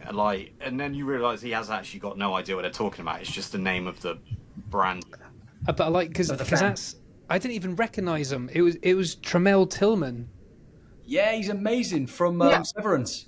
Yeah, but I didn't even recognise him as it. He looks different. He looks bigger. He looked bulkier. He looked like more muscular. So I don't know. What's he off? He's so recognise his face. Severance. TV series. James, your video's gone. Oh, he looked familiar, but I couldn't point it. But also I like the fact that when he was in the office, when he spoke to him, like what James is saying about that chat about VMAX, and he's asking these questions. He's like, "That's a damage control situation. Sorry." And then. What was it? Spider-Man asks, he says something at the end. He goes, "Also, what's the thing?" He's like, "I don't know, man." He's like, oh, "Don't worry, it's a superhero thing." Yeah, I can't tell you about it. Yeah. That's what he says about VMAX. Was that the VMAX thing he was talking about? Yeah. I like he says it's a superhero thing. I can't. I was going to say, with Logan, do you remember when Charles Xavier has seizures and everyone goes, "Yeah." Do you remember Logan? That's what this reminded me of, and I thought it was a nice little link to X-Men, because when she does that crazy power blast at the end and it takes over half the city, that's like the kind of seizures that Charles Xavier's doing in Logan. Yeah, like she didn't mean it, did she? It's just it was a reaction to anger. Oh yeah, she was furious, man. Again, the acting, Jesus Christ! Like Sadie Sink is insane in this. She's so good. She needs to be in more. Yeah. And the fact that it was a female villain. I think is brilliant as well, because it's so funny. It's just the two of us here. People listening to that won't know that, but here we are. But yeah, it was really nice to have a female character that's so powerful, but there's so many different things going on. She was multi-layered. Yeah, she was so good.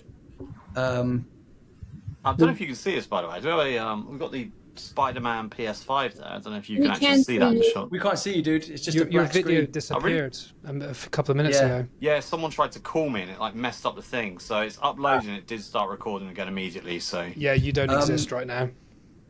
And then do you remember? You can hear me. Do you remember Fallen with Denzel Washington? With that spirit that goes into people. Oh yeah. And they sing that. I can't remember the song. It's a really famous song that they whistle or they sing. But that's what it reminded me of when Jean Grey goes into characters and she does the jumps. Boom, boom, boom, boom, boom. I thought that was really cool. They clearly got dancers or whatever to do those things because they all like flipped and like, it was really cool motions.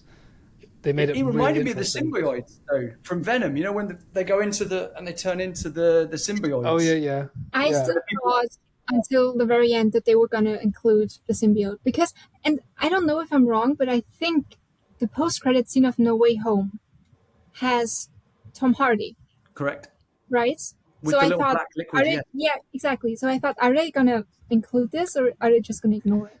The problem is nothing happens. Tom said in an interview it's too hard because MCU and Sony have such different like contracts and money, and they can't like cross characters, and this is why people are kicking off because Venom is Spider-Man's biggest rival, and yet no one's fought him yet apart from Tobey Maguire's character in Spider-Man 3, and everyone was like, why isn't Tom Hardy fighting Tom Holland in Venom meets I think everyone always forgets that Sony still owns Spider-Man and probably always will. This is what I mean. But then, as someone else said the other day in an interview, they're like, why doesn't Sony just stick to doing amazing animations to do with the Spider-Man side of things rather than doing random films like The Craven or...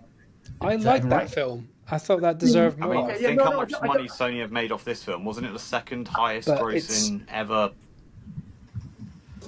This is, no, yeah. I mean,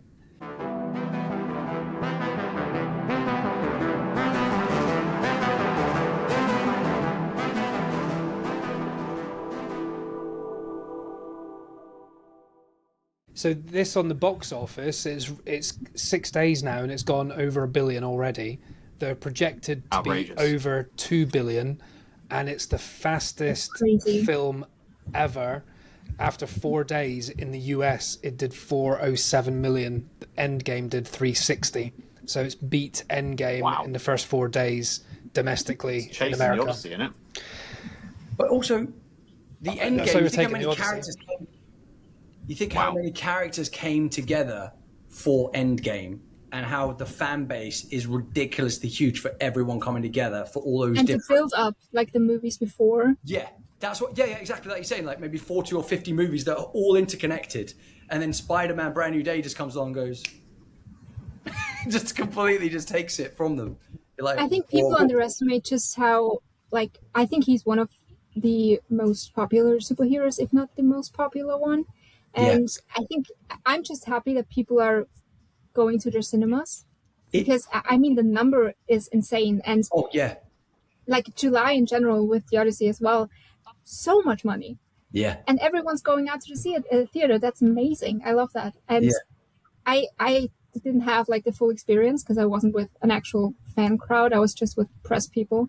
But I wanted to ask about your experience because I heard that like a lot of people were not really happy with theirs because like lots of people talking on their phones. Is that bad? Didn't have that at all. No, we don't really have that. I've never experienced that.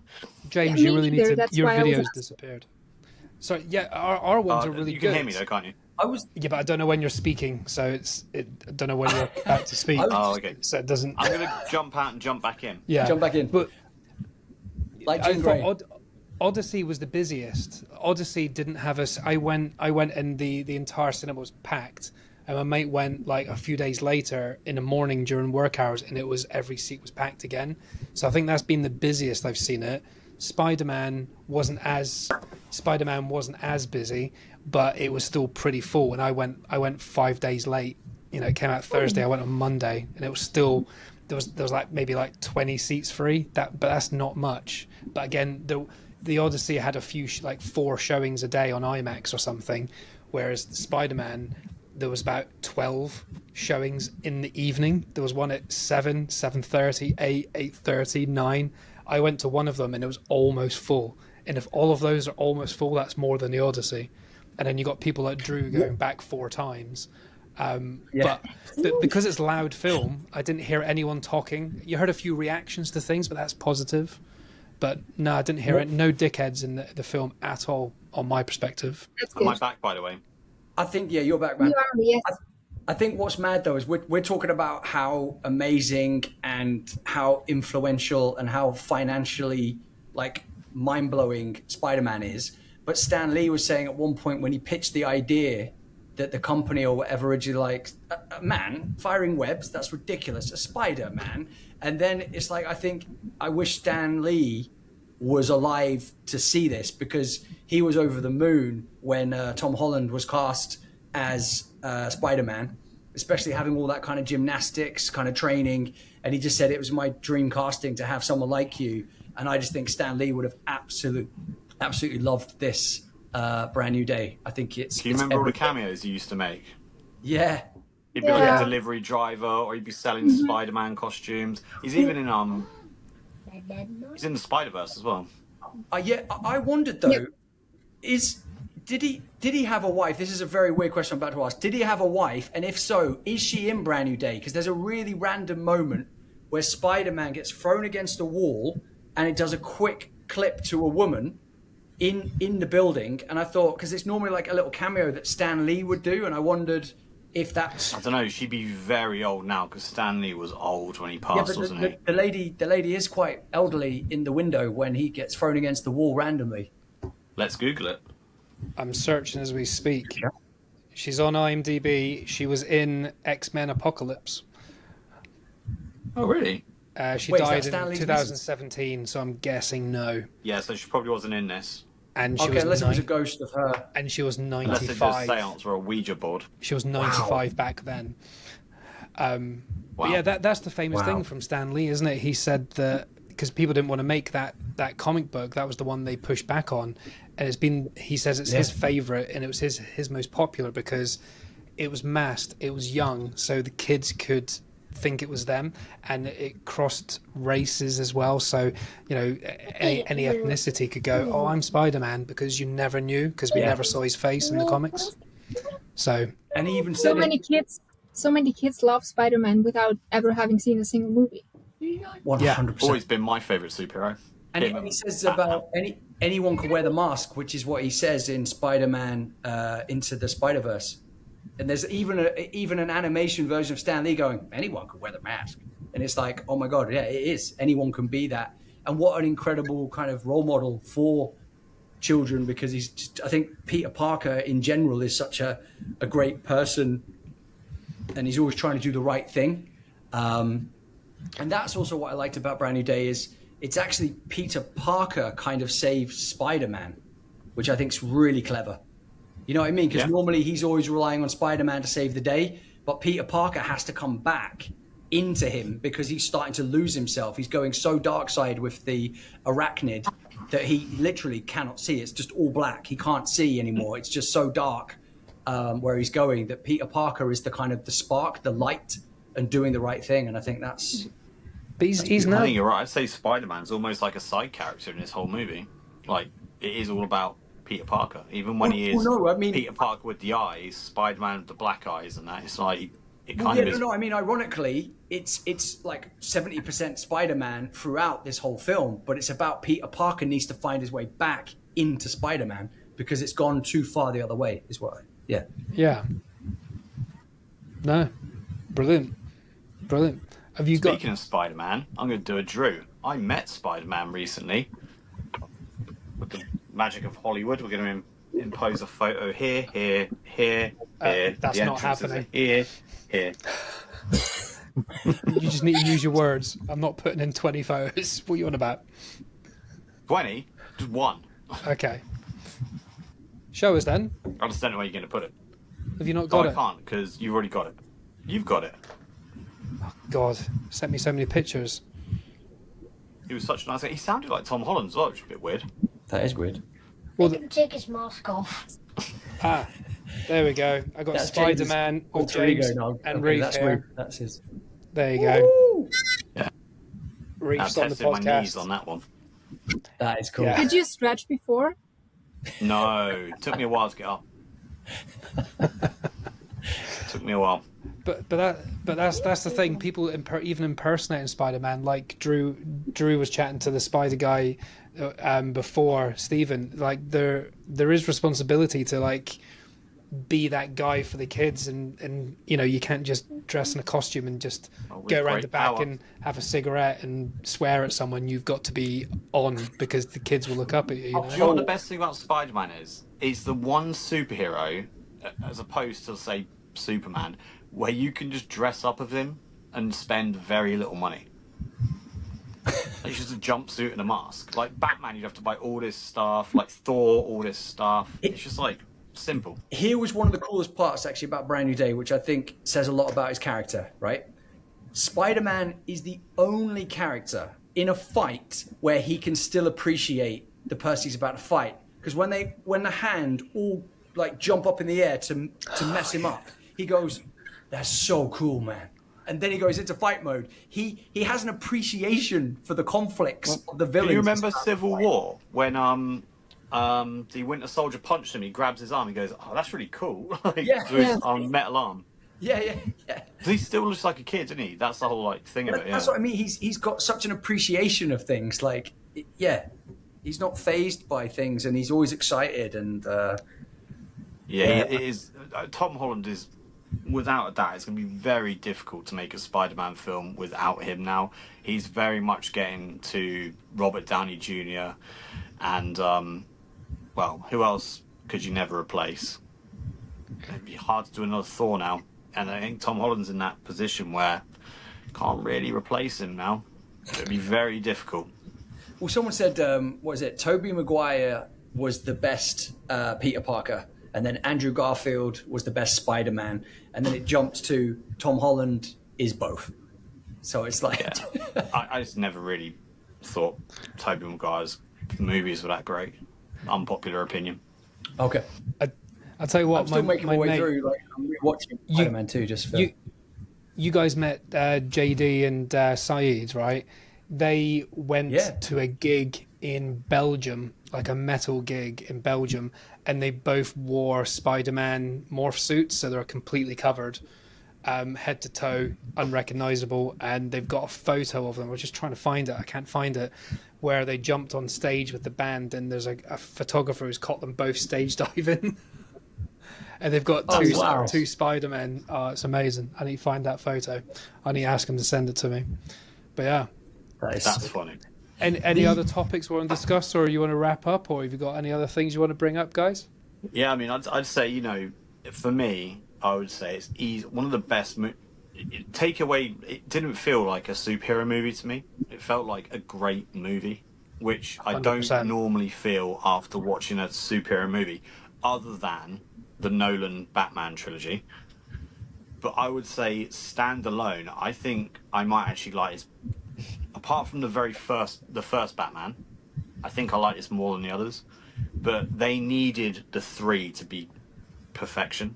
I think this on its own, I struggle to find fault in it. Like, and I always look for things I was like, I could nitpick, could done that. It's like, I just watched it being like, God damn, this is amazing. It was like watching something I'd never seen before. Whereas like, I was expecting the usual. Is anyone lower than the 5 usual stars? shots.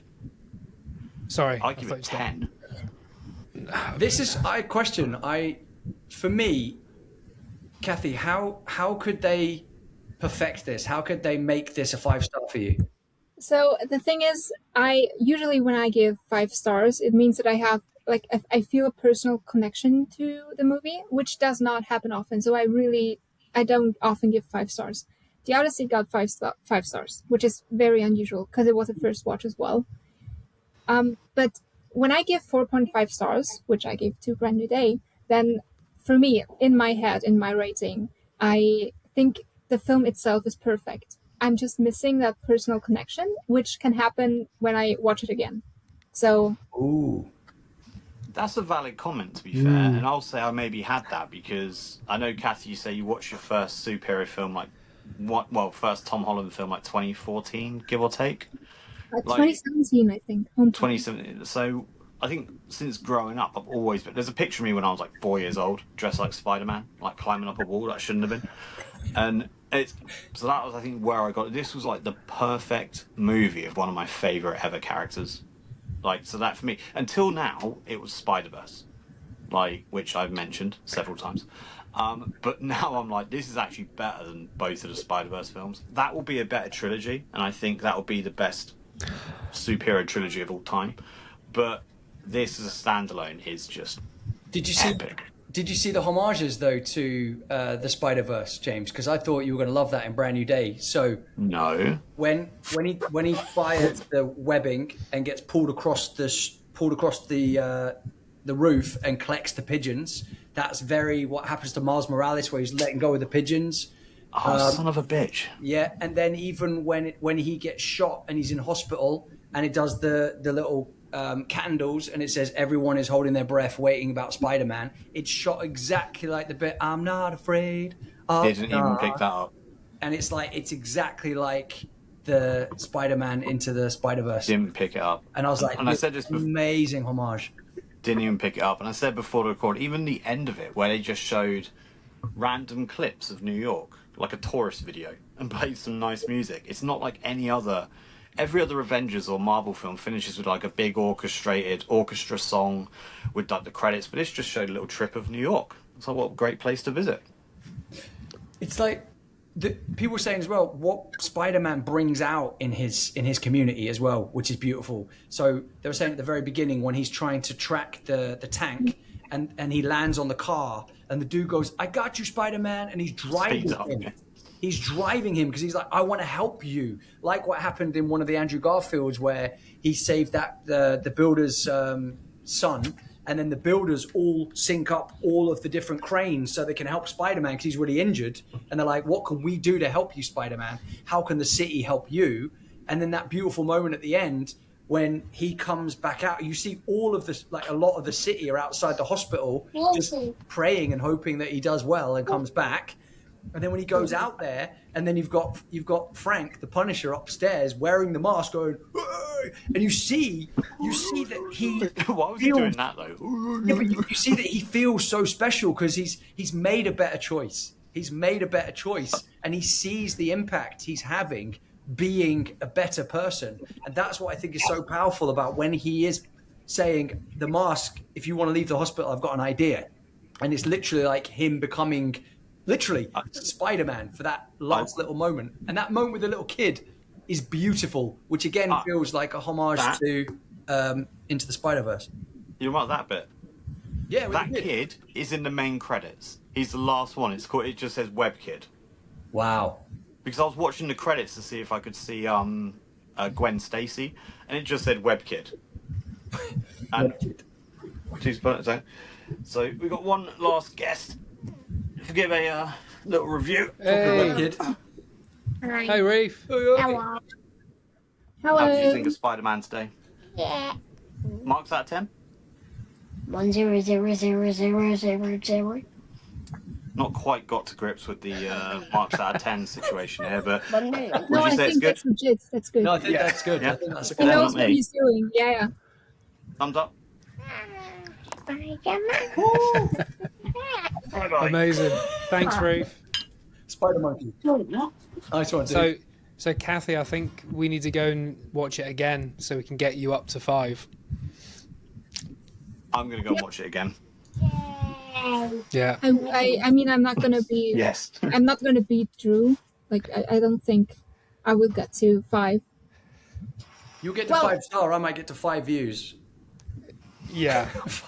Isn't it coming out in IMAX in a few days? Yeah, August the 7th. I was saying to Kev, like, What? Kev's gonna lose his mind. Yeah. I thought it wasn't coming Yeah. out. Drew, have you seen it on Screen X? You've got a Screen X in Brighton. Is there?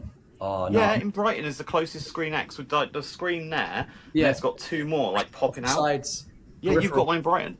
I'll check it out, man. I didn't know it was coming in IMAX. I thought Christopher Nolan ruined it in IMAX for us. I thought that was never going to happen. No, Spider-Man was filmed in IMAX and Screen X. They just saw the success and said, "Okay, we can." They'd be stupid not to IMAX it. Yeah.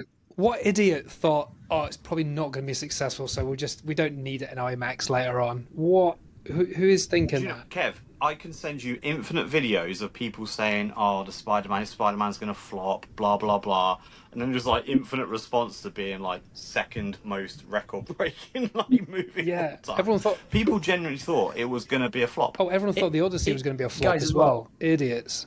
When you return to, this is how I know Brand New Day is amazing, right? Because you see a film, you return to it and go, "Oh, it's not actually as good as I remember," but it's actually better.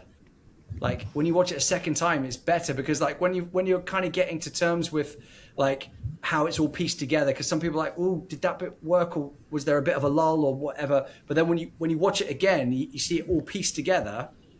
It's so well crafted. Like the team. I think you'll notice more on the second time round. Yeah, like all the things you said, Drew, because also you've seen it so many times. I'll be watching out for them now. But try and watch it on Screen X. Seriously, dude. Seriously. I forgot to even mention that I was on set. Remember, I was in Glasgow on set when they were filming this. Because they shot Was the Michael scenes there as well or something? in New York on the set in Glasgow. With the tank. Yeah, the tank scene, that was in Glasgow. And I was there and I was watching them. We'll add those photos as well. They were painting all the tops of the... What do you call them? Where you go above the shop, the shop signs. They're painting them on the floor and then installing them on other buildings and stuff like that. So it was cool as hell. You can see that there was loads of like New York taxis in Glasgow. It's really weird. But yeah, the way they all cut it together was genius. The director, I mean, guys, we've got to give kudos to the director, Daniel. What an absolute legend taking on this, and I believe he directed how the Thingy Rings. What was the Shang-Chi? Shang-Chi. Never watched that. Rings, which guys, that's brilliant as well. That is amazing. But he did such a great job. He's written the sequel to it. So they got Shang-Chi #2 is coming out soon. He's written and directed it. Nice. He's not done much before. I checked his IMDb. There's very few things he's done. Check it out. But his name's Destin Daniel Kevin Cretton. Feige was mentioned. What was he in this? But he's just one of the producers, man. Just producers. Oh, okay. He's just in everything. He's part of everything. Yeah. Cool. Yeah. Well, is there any finishing comments from Kathy before we shoot off? We've had James. We've had Drew. Go watch it in IMAX. I would say, if you ever get the opportunity, or if you know someone with a PS5, play the games because you'll see the inspiration. And when you start playing them, it is like almost controlling a character in a movie. It's crazy. But yeah, I'd say love or hate superhero films, go and watch this movie. So I think it's an amazing ensemble. Yeah, everyone's got a moment, and everyone does a good job. Yeah, but like me, Drew, 100%. And James are about all at 5 stars. Kathy is holding on to her 4.5. So you need to give us a message when you've seen it again and you've bumped it up, because I reckon you will. Also, nice T-shirt. Can't see what is that. Rage Rock T-shirt. Yeah. We got the LA Dodgers on the go. Are you blushing? I don't have a Spider-Man shirt. Yeah. I don't have a Spider-Man shirt, so I'm gonna. Nice. Next best thing. Yeah. Hey, that's spot on. Right, you can say goodbye to everyone. See you later. Goodbye. Drew, you've got to cancel it when Nice you're one, ready. dude. Oh yeah, cool. This has been Rage Whale. Thanks for hanging out with us. We hope you had a whale of a time. Thank you all for your continued support, and please check out our back catalogue of fun episodes with many brilliant guests. Just to remind you, Rage Whale is on Spotify, Amazon, Apple, and YouTube, where you can follow and subscribe so you don't miss our next episode. Also, you can find us on Instagram and TikTok for fun clips from the show. There are links there for Ragewell merch, as well as our email address if you want to send us a question or your movie opinion. We always love hearing from you. Thanks again for spending your time with us. See you next time.